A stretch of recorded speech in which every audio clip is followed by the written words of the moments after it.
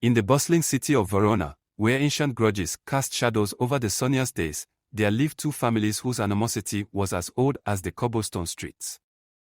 The Montenegros and the Alvetis were fierce rivals, their conflict woven into the very fabric of their lives.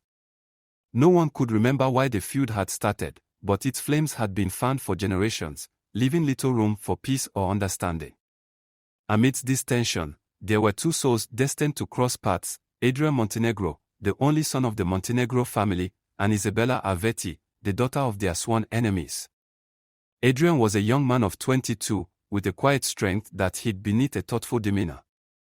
His dark hair fell in waves over his brow, and his eyes held a depth that spoke of dreams unfulfilled. He was known for his loyalty to his family, but he often found himself questioning the hatred that had been passed down to him like a family heirloom. Isabella, on the other hand, was a spirited young woman of 20, with a heart as fierce as it was tender. She had a fiery personality that matched her auburn hair, and her green eyes sparkled with an intelligence that set her apart from others. Though she was fiercely loyal to her family, she longed for something more than the constant bitterness that surrounded her. Their first encounter was pure chance, or so it seemed. On a warm summer evening, the city was alive with celebration. It was the annual Verona Masquerade Ball, a night when the city's elite came together in a rare truce to revel in the beauty of life. Masks covered the faces of attendees, allowing them to shed their identities, if only for a night. Adrian attended the ball out of obligation, his heart not in the festivities but in the quiet moments he longed for. Isabella, too, was there, her mother's insistence forcing her to dress up and play the part of the perfect daughter. She wore a delicate mask adorned with golden leaves, her gown a deep shade of emerald that brought out the fire in her eyes. As the night wore on, Adrian found himself wandering through the crowd, his thoughts far away from the laughter and music. And then, as if drawn by an unseen force, he turned and saw her, Isabella. She was standing by the grand fountain in the courtyard, her back to him, the light of the lanterns casting a soft glow on her figure. He approached her, his heart inexplicably pounding in his chest. Isabella turned, and their eyes met. For a moment, the world around them faded away, and all that remained was the connection between them, a connection that neither could explain. "Do you believe in fate?" Adrian asked, his voice soft, almost hesitant. Isabella smiled, a small, secret smile that hinted at her own musings. "I believe in moments like this," she replied, her voice as soft as a whisper. They spoke for hours, hidden away from the prying eyes of their families. Behind their masks, they were not a Montenegro and an Alveti, but simply two souls who had found each other in a world that seemed determined to keep them apart. They laughed, they shared their dreams, and for the first time in their lives, they felt truly understood. But as the night grew late, reality began to creep back in. The masks would have to come off, and with them, the truth would be revealed. Adrian and Isabella hesitated, both knowing what the other's reaction might be. As the clock struck midnight, they reluctantly removed their masks. Isabella's breath caught in her throat as she recognized Adrian. He, too, felt the weight of their identities crashing down on them.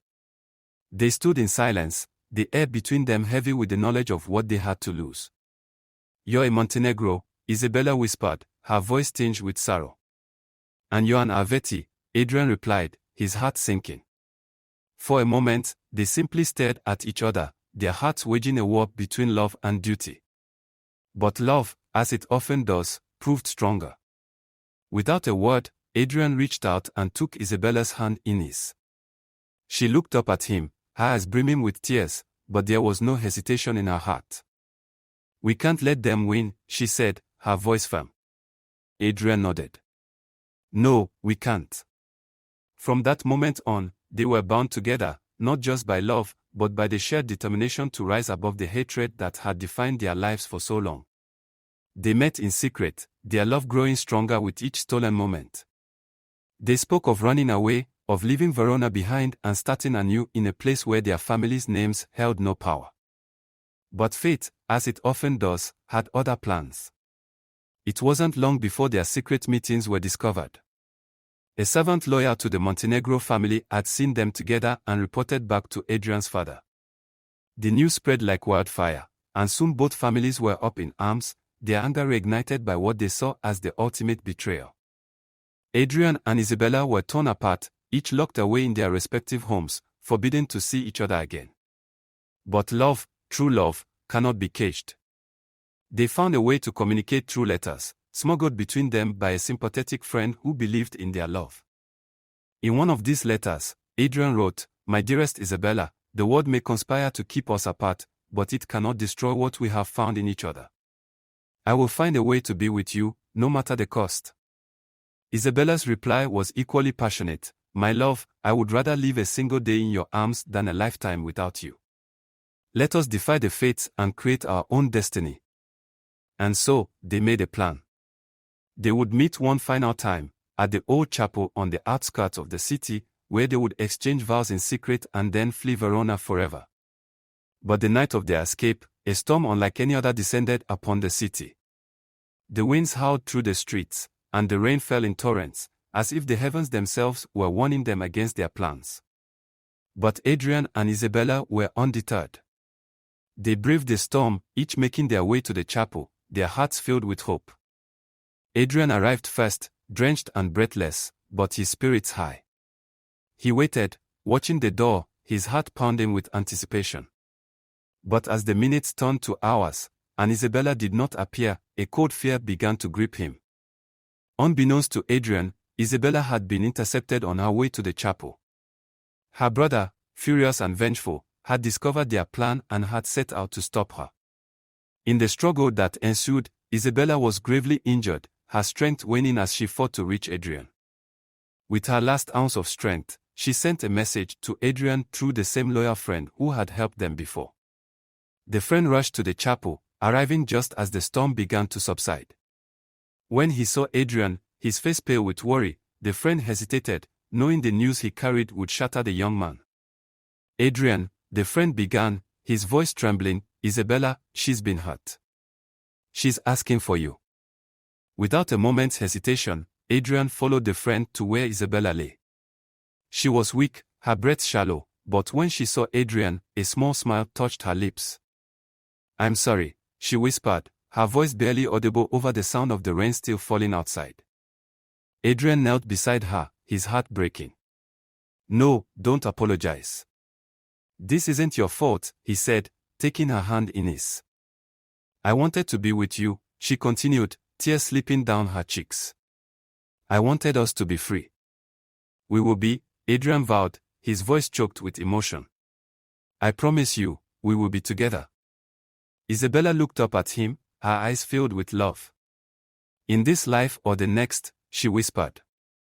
And with those words, she slipped away, her hand growing cold in Adrian's. He held her close, his tears mingling with the rain, his heart shattered by the loss of the one person who had ever truly understood him. The news of Isabella's death spread quickly, and with it came a wave of sorrow and regret that washed over both families. The Montenegros and the Alvetis, once so consumed by their hatred, now found themselves united in their grief. They realized too late the cost of their enmity, and in the face of such a tragedy, they agreed to a truce, vowing that no more blood would be shed between them. Adrian, however, could not find peace. He left Verona, unable to bear the memories of the city that had taken so much from him. He wandered from place to place, carrying Isabella's memory with him, a bittersweet reminder of the love they had shared and the life they could have had.